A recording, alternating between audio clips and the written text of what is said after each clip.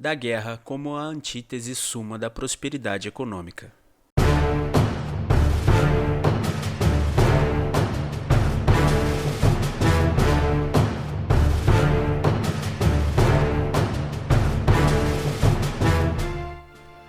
Este artigo foi escrito por B. Silva, publicado pelo Instituto Rothbard e narrado por Rafael Oliveira.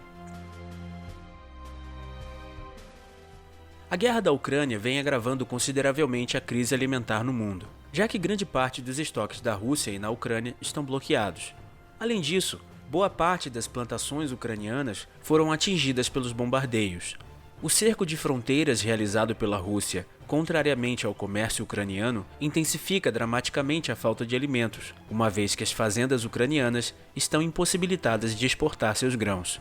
A evasão de trabalhadores dos campos de produção agrícola ucranianos causa na Ucrânia mesma um aumento da onerosidade da produção de alimentos, não apenas especificamente em função de o país estar em uma situação de conflito militar mortal às vidas humanas ali existentes, mas também em função de a evasão da maioria dos trabalhadores ucranianos provocar um acrescimento brusco no custo da mão de obra camponesa, uma vez que a oferta de trabalhadores, nesse caso, decresce inumeravelmente em relação à demanda. Desse modo, como o custo da produção alimentícia aumenta, os alimentos ficam mais caros, já que aqueles produtores marginalmente menos produtivos se veem compelidos a cessar os seus negócios por não serem mais viáveis financeiramente. Nessas condições, o padrão de vida da população diminui bastante, uma vez que uma quantidade menor de recursos será direcionada para a supressão de necessidades de caráter não rudimentar, isto é, a supressão de necessidades não diretamente relacionadas somente com a nutrição. A população, então, vê-se obrigada a lidar com uma diminuição de suas aquisições materiais na proporção do aumento do nível dos preços dos alimentos. Quem se disporá a trabalhar num país sob o qual há risco inegavelmente iminente de morte? As fazendas ucranianas, leitor, registram bombardeios russos destrutivos. Sabe-se, afinal, que o trabalho possui valor à medida que o seu produto se faz valoroso, isto é, à medida que o trabalhador, no término do seu expediente, poderá ver-se habilitado ao gozo dos frutos do seu trabalho. Portanto, para haver trabalho produtivo, antes deve haver fundamentalmente uma garantia de que uma fruição material do valor dos bens advindos do trabalho será possível pragmaticamente. À vista disso, sob uma conjuntura evidentemente belicosa, como pode-se exigir do trabalhador ucraniano a sua disposição à agricultura, uma vez que ele não possui perspectivas de gozo de seus bens e sequer de vida? Honestamente, quem se disporá ao trabalho numa situação sob a qual quaisquer perspectivas de vida, de usufruto de qualquer bem, são nulificadas pela tragédia de uma guerra entre dois estados? Na Rússia impera uma lástima de igual teor. Por conta da instabilidade política e social ocasionada pela guerra, segundo a Universidade de Yale, pouco mais de 1.000 empresas suspenderam indefinidamente seus negócios em território russo e cerca de 300 deixaram completamente o país, o que pontualmente implica num decrescimento significativo da produção e no comércio, e num número de desempregados muito avantajado e crescente. Por exemplo, no início deste ano, a Nike havia anunciado oficialmente a interrupção temporária das suas negociações em zona territorial russa e, recentemente, em meados do mês de junho, anunciou a sua saída total do país, juntamente com a HP, Starbucks, McDonald's e outras 300 mais multinacionais. Senhores, a massa de russos anteriormente empregada por essas empresas é a mesma que agora ocupa uma posição de ócio lastimável.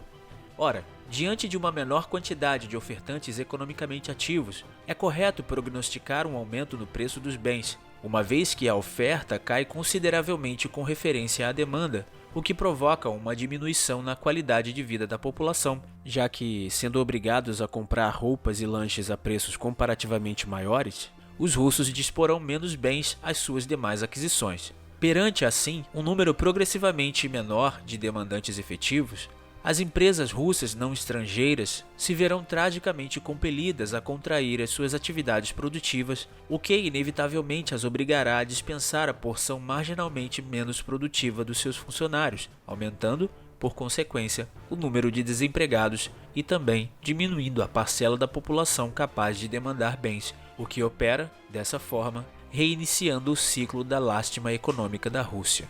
Talvez na tentativa de manter a alta demanda e, consequentemente, promover a continuidade das atividades empresariais, o governo russo, nos últimos meses, flexibilizou enormemente a burocracia bancária relativa à retirada de crédito, aumentando sem precedente a oferta monetária.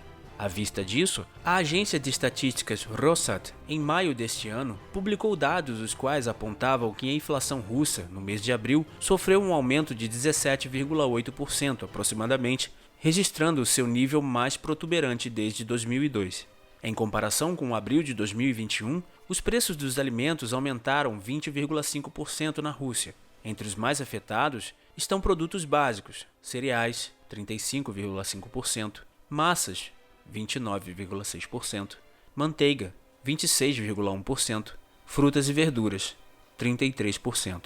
Ora, é completamente prognosticável um aumento generalizado dos preços diante de um aumento da oferta monetária, pois, como a oferta monetária medra-se consideravelmente em relação à demanda monetária em função da facilidade forçada da captação de crédito, o valor de cada unidade monetária diminui, forçando, por conseguinte, os produtores a exigir um volume quantitativamente maior de unidades monetárias em troca dos seus bens, o que torna mais custosa a aquisição dos bens econômicos de modo geral. Contudo, para continuar mantendo a alta demanda e, consequentemente, promover a continuação das atividades empresariais e a manutenção dos empregos que a consecução delas possibilita, o governo vê-se compelido a injetar ainda mais dinheiro na economia mediante juros baixos e créditos artificialmente expandidos para fazer com que a demanda não se refreie em razão dos aumentos generalizados e crescentes dos preços. A expansão creditícia possui intrinsecamente um caráter progressivo e cíclico. Ora, como um indivíduo, nessas condições, invariavelmente percebe a redução progressiva do poder aquisitivo dos seus recursos monetários, ele naturalmente se verá compelido ao consumo exacerbado, corrosão de capital, em detrimento da poupança, acumulação de capital, uma vez que ele percebe que o poder de aquisição presente do dinheiro que possui será comparativamente maior do que o seu poder de aquisição no futuro. Por conseguinte, os antes poupadores visionários agora inevitavelmente se converterão em consumidores sagazes. Os bancos, então, registrarão uma escassez sem precedentes de recursos monetários em caixa, já que o número de depositantes ativo cai grandemente à medida que a inflação perdura, o que naturalmente compelirá os bancos a aumentar a taxa de juros na tentativa de frear a saída de crédito e garantir solvência. Dessa forma, com taxas de juros mais altas, todos os demandantes que antes compravam unicamente mediante crédito artificialmente facilitado se verão agora dramaticamente obrigados a cessar parcialmente suas compras e, por consequência, todas as atividades empresariais impulsionadas por essa demanda artificialmente elevada agora se verão totalmente inviáveis. Assim, empresas falirão, o desemprego aumentará, o consumo reduzirá e o poder aquisitivo do dinheiro estará completamente estilhaçado. Em suma, o sistema financeiro entrará em colapso, já que os bancos não poderão mais ceder crédito inescrupulosamente para estimular a demanda em razão da redução de depósitos ocasionada pela expectativa de desvalorização crescente da moeda, o que inevitavelmente os impelirá a aumentar a taxa de juros na tentativa de garantir solvência para os depositantes, barrando domesticamente a saída de meios monetários por crédito facilitado. Nessa ocasião, os bancos estarão insolventes em relação aos depositantes, tanto quanto os consumidores e as empresas estarão em relação aos bancos, já que todo um conjunto de operações produtivas estava basilarmente pautado numa demanda artificialmente elevada por políticas de expansão monetária completamente inescrupulosas. Inegavelmente, o colapso da economia russa ainda está por vir. O Banco Central Russo, em maio, afinal, abaixou a taxa básica de juros de 14% para 11%, e em junho, de 11% para 9,5%, com a inflação apontando uma alta de 17% ainda em abril. A Ucrânia comunga do mesmo impasse, porém está no estágio mais avançado dessa dinâmica.